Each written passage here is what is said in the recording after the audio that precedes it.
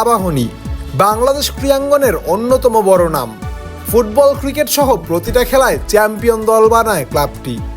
এবারও তার ভিন্নতা নেই, তবে সেই পরিকল্পনায় ক্লাবটি কিছুটা হলেও পিছিয়ে। এবারের দলবদলে একমাত্র ক্লাব হিসেবে কোনো বিদেশি প্লেয়ারকে সাইনিং করায়নি আকাশী নীলরা। তবেও হৃদয় মৃদুলরা স্বপ্ন দেখছেন ভালো কিছুর।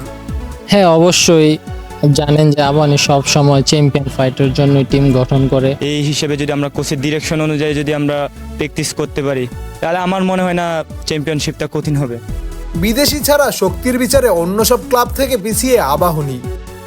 তবে দেশিদের সমন্বয়ে সাফল্যের জন্যই লড়তে চায় ক্লাবের ফুটবলাররা।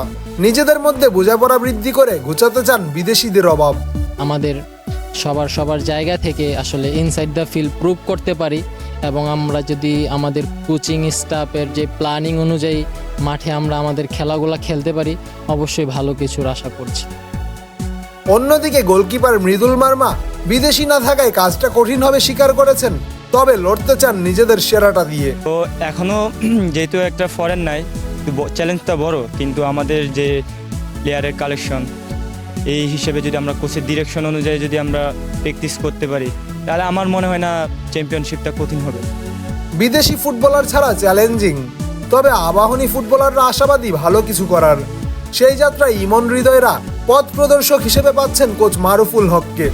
কঠিন হলেও দেশিদের সমন্বয়ে মাঠে দারুণ কিছু করে আবাহনীর গৌরব ধরে রাখতে প্রত্যয়ী ফুটবলাররা।